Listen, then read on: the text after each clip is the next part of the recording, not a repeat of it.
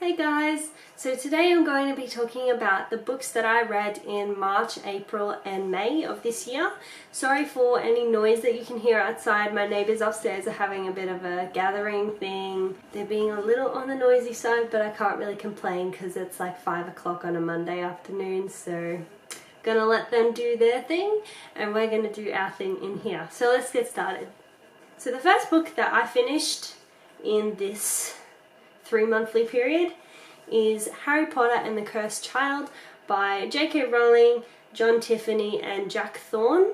So as most of you, probably everyone would know, this is a script. It's following Harry, Ron and Hermione and their careers after school and then their children's time at Hogwarts. So it starts where 19 years later in Deathly Hallows finished off. Cedric Diggory's father, Amos Diggory, finds out that the Ministry has been keeping a time turner in their building, which the world was led to believe they were all destroyed after the Battle of Hogwarts because of the danger that they posed to the wizarding community. If anyone got their hands on them, they could change time so drastically that Lord knows what could happen to everybody if one small event changed, and the ripple effect and everything.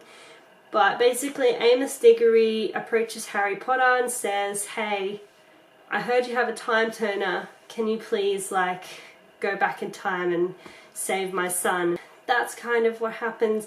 The main characters in this story, the story switches between Harry, Ron and Hermione and also Albus, who is Harry and Ginny's son, and Scorpius, who is Malfoy's son at Hogwarts. So kind of general idea of what it's about. I don't want to give anything away in case anyone hasn't read it. I thought it was okay. I think I rated this book a 4 out of 5. The first time I read it, I think I rated it a 5 because I was just like rose-coloured glasses, or should I say Harry Potter coloured glasses. I was just so excited to be reading Harry Potter again, like an actual new story that had come out. It was just a really exciting time. So I was just like, oh, this is perfect, I love it so much. And then this is the second time I've read it now. I think I dropped my rating to 4, only because it obviously isn't a novel. And I'm not saying that I dropped my rating because of that. I obviously enjoy the novels more. Reading a script as a kid who did drama in high school, reading a script wasn't a problem for me. It was very easy to follow. I didn't have any problems with it being in script format at all. It was just the actual storyline. For me, the books had better storylines than the play did.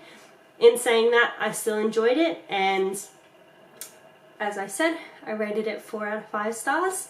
And I think it's a good read. Anyone who loves Harry Potter, if you haven't read it yet, you should definitely give it a go and see what happens basically when the trio have grown up and what the new kids get up to at Hogwarts. So the next book that I read is The Girl on the Train. And I can't remember the author, but it was written on the picture of the book that I just showed you. Probably should have looked that up before I filmed. Oh well, can't have everything, can we? So The Girl on the Train is a book that a lot of people have been raving about, and I know a lot of people have enjoyed the movie as well. It is a mystery, kind of suspenseful, bit of thriller elements in there as well. Following this woman called Rachel, who is the girl on the train. Rachel catches the train every morning and every evening to and from work, and she goes past the same houses, the same buildings every single day and looks out the window. And there's these 2 people who live in one house that she goes past, a man and a woman, and they're living together, and she basically in her head creates stories just for fun of who they are. So she makes up names for them. She thinks about what their jobs might be. She thinks about what they might be doing, how their relationship started, all of that stuff just for entertainment. Until one day the woman in that house goes missing.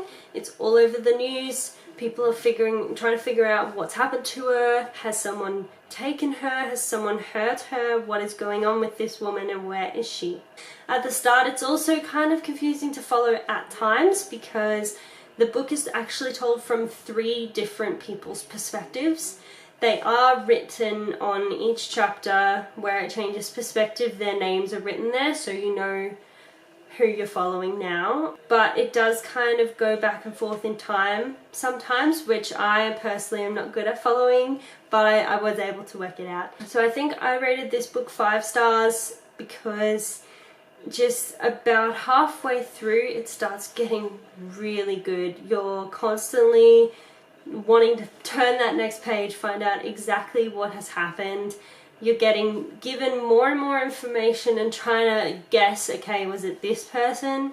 Was it this person? Could this maybe be the answer? So I just found it very fast paced at the end because I was getting closer and closer to figuring out this mystery. And I believe the book tied up very, very well. There is a huge twist. I didn't see it coming at all, but then again, I don't see anything coming.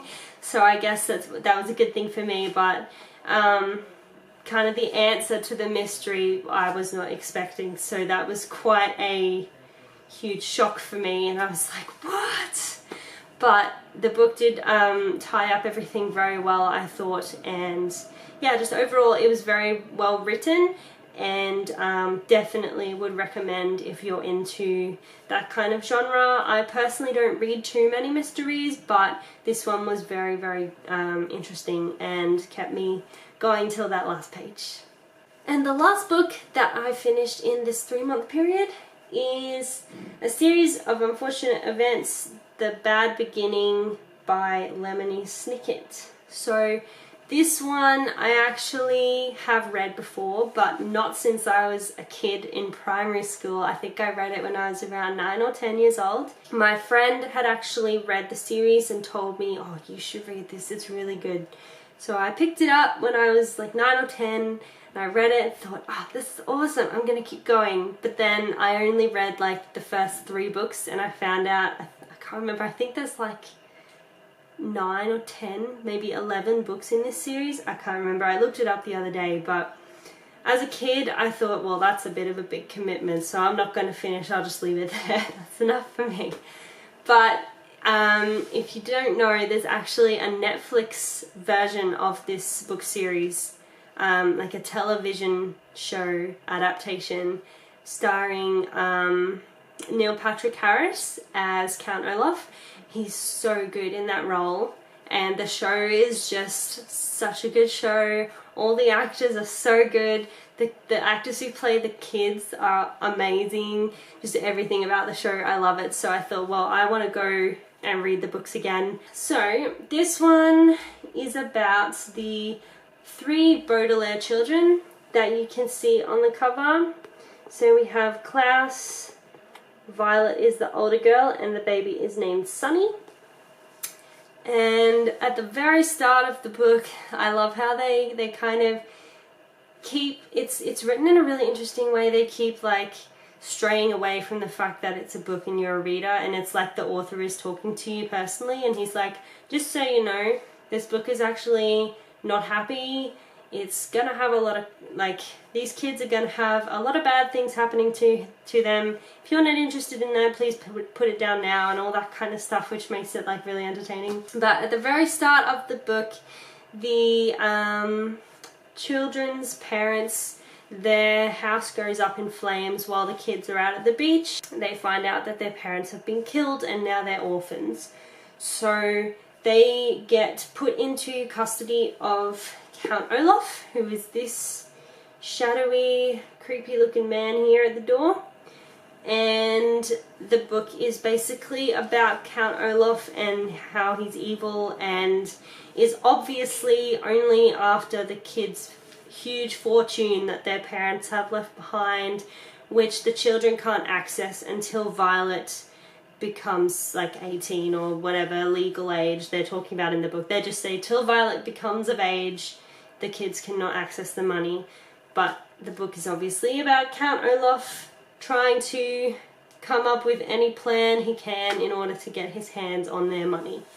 So it's really entertaining, obviously quite short and quite easy to read as it's a children's book.